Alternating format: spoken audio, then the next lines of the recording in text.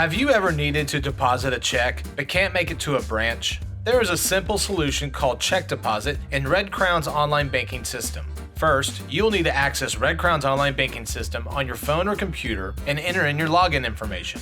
Inside of the Red Crown mobile app, click on the three bars in the top left corner. Then click Check Deposit. If you have never used Check Deposit, you must agree to the terms to access this service. Next, click the Deposit a Check button. You will need to choose which account you want to deposit into and then add the amount of the check.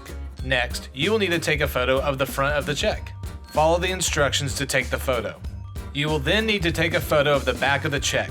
You must properly endorse the check and include RCFCU mobile deposit on the endorsement line. After the photos are taken, click Submit. Review to make sure all the information is correct, then click Confirm. Your check will appear immediately in the account, but funds will not be released until the check is reviewed, and holds may vary.